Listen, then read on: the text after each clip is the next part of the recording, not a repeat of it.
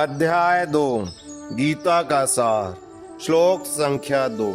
श्री भगवानुवाच कुतस्त्वाकशमलमिदं विश्वे समुपस्थितम् अनार्यजुष्टम् अस्वर्ग्यम् अकीर्तिकरम् अर्जुन।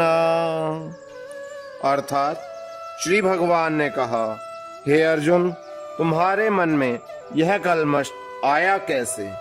यह उस मनुष्य के लिए तनिक भी अनुकूल नहीं है जो जीवन के मूल्य को जानता हो। इससे उच्च लोक की नहीं अपितु अपयश की प्राप्ति होती है। तात्पर्य, श्री कृष्ण तथा भगवान अभिन्न हैं, इसलिए श्री कृष्ण को संपूर्ण गीता में भगवान ही कहा गया है। भगवान परम सत्य की पराकाष्ठा है। परम सत्य का बोध ज्ञान की 3 अवस्थाओं में होता है। ब्रह्म या निर्विशेष सर्वव्यापी चेतना, परमात्मा या भगवान का अंतर्यामी स्वरूप जो समस्त जीवों के हृदय में है, तथा भगवान या भगवान श्री कृष्ण। श्रीमद् भागवत में परम सत्य की यह धारणा इस प्रकार बताई गई है। वदन्ति तत्तत्त्वविदस्तत्त्वं यज्ज्ञानम् अद्वयम् ब्रह्मेति परमात्मेति भगवानिति शब्दते। अर्थात परम सत्य का ज्ञाता परम सत्य का अनुभव ज्ञान की 3 अवस्थाओं में करता है, और ये सब अवस्थाएं एक रूप हैं। ये ब्रह्म, परमात्मा तथा भगवान के रूप में व्यक्त की जाती हैं। इन 3 दिव्य पक्षों को सूर्य के दृष्टांत द्वारा समझाया जा सकता है, क्योंकि उनके भी 3 भिन्न भिन्न पक्ष होते हैं, यथा धूप, प्रकाश, सूर्य की सतह तथा सूर्य लोक स्वयं। जो सूर्य के प्रकाश का अध्ययन करता है वह नौसिखिया है।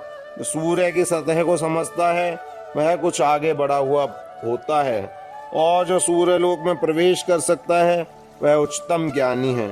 जो नौसिखिया सूर्य प्रकाश, उसकी विश्वव्याप्ति तथा उसकी निर्विशेष प्रकृति के खंड तेज के ज्ञान से ही तुष्ट हो जाता है, वह उस व्यक्ति के समान है जो परम सत्य के ब्रह्म रूप को ही समझ सकता है। जो व्यक्ति कुछ अधिक जानकार है वह सूर्य गोले के विषय में जान सकता है, जिसकी तुलना परम सत्य के परमात्मा स्वरूप से की जाती है। जो व्यक्ति सूर्यलोक के अंतर में प्रवेश कर सकता है उसकी तुलना उससे की जाती है जो परम सत्य के साक्षात रूप की अनुभूति प्राप्त करता है। अतः जिन भक्तों ने परम सत्य के भगवान स्वरूप का साक्षात्कार किया है वे सर्वोच्च आध्यात्मवादी हैं। यद्यपि परम सत्य के अध्ययन में रत सारे विद्यार्थी एक ही विषय के अध्ययन में लगे हुए हैं। सूर्य का प्रकाश, सूर्य का गोला तथा सूर्य लोक की भीतरी बातें, इन तीनों को एक दूसरे से विलग नहीं किया जा सकता। फिर भी तीनों अवस्थाओं के अध्येता एक ही श्रेणी के नहीं होते। संस्कृत शब्द भगवान की व्याख्या व्यासदेव के पिता पाराशर मुनि ने की है। समस्त धन, शक्ति, यश, सौंदर्य, ज्ञान तथा त्याग से युक्त परम पुरुष भगवान कहलाता है। ऐसे अनेक व्यक्ति हैं जो अत्यंत धनी हैं, अत्यंत शक्तिमान हैं, अत्यंत सुंदर हैं और अत्यंत विख्यात, विद्वान तथा विरक्त भी हैं, किंतु कोई साधिकार यह नहीं कह सकता कि उसके पास सारा धन, शक्ति आदि हैं। एकमात्र कृष्ण ही ऐसा दावा कर सकते हैं, क्योंकि वे परम भगवान हैं। ब्रह्मा, शिव या नारायण सहित कोई भी जीव कृष्ण के समान पूर्ण ऐश्वर्यवान नहीं है। अतः ब्रह्म संहिता में स्वयं ब्रह्मा जी का निर्णय है कि श्री कृष्ण स्वयं भगवान है, न तो कोई उनके तुल्य है न उनसे बढ़कर है। वे आदि स्वामी या भगवान हैं, गोविंद रूप में जाने जाते हैं और समस्त कारणों के परम कारण हैं। ईश्वरः परमः कृष्णः सच्चिदानंद विग्रह अनादिर गोविंदः सर्व कारण कारणम। ऐसे अनेक पुरुष हैं जो भगवान के गुणों से युक्त हैं, किंतु कृष्ण परम हैं, क्योंकि उनसे बढ़कर कोई नहीं है। वे परम पुरुष हैं और उनका शरीर सच्चिदानंदमय है। वे आदि भगवान गोविंद हैं और समस्त कारणों के कारण हैं। भागवत में भी भगवान के नाना अवतारों की सूची है, किंतु कृष्ण को आदि भगवान बताया गया है, जिनसे अनेकानेक अवतार तथा ईश्वर विस्तार करते हैं। एते चांश कलह पुंसः कृष्णस्तु भगवान स्वयं इंद्रारि व्याकुलम लोकम मिडियंती युगे युगे। यहाँ पर वर्णित सारे अवतारों की सूचियां या तो भगवान की अंश कलाओं अथवा पूर्ण कलाओं की हैं, किंतु कृष्ण तो स्वयं भगवान हैं।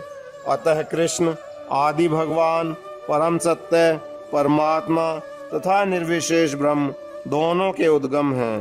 भगवान की उपस्थिति में अर्जुन द्वारा स्वजनों के लिए शोक करना सर्वथा अशोभनीय है। अतः कृष्ण ने कुतः शब्द से अपना आश्चर्य व्यक्त किया है। आर्य जैसी सभ्य जाति के किसी व्यक्ति से ऐसी मलिनता की उम्मीद नहीं की जाती। आर्य शब्द उन व्यक्तियों पर लागू होता है जो जीवन के मूल्य को जानते हैं और जिनकी सभ्यता आत्म साक्षात्कार पर निर्भर करती है। देहात्म बुद्धि से प्रेरित मनुष्यों को यह ज्ञान नहीं रहता कि जीवन का उद्देश्य परम सत्य, विष्णु या भगवान का साक्षात्कार है। वे तो भौतिक जगत के बाह्य स्वरूप से मोहित हो जाते हैं। अतः वे यह नहीं समझ पाते कि मुक्ति क्या है। जिन पुरुषों को भौतिक बंधन से मुक्ति का कोई ज्ञान नहीं होता, वे अनार्य कहलाते हैं। यद्यपि अर्जुन क्षत्रिय था, किंतु युद्ध से विचलित होकर वह अपने कर्तव्य से गुमराह हो रहा था। उसकी यह कायरता अनार्यों के लिए ही शोभा देने वाली हो सकती है। कर्तव्य पथ से इस प्रकार का विचलन न तो आध्यात्मिक जीवन में प्रगति करने में सहायक बनता है, न ही इससे इस संसार में ख्याति प्राप्त की जा सकती है। भगवान कृष्ण ने अर्जुन द्वारा अपने स्वजनों पर इस प्रकार की करुणा का अनुमोदन नहीं किया। हरे कृष्ण।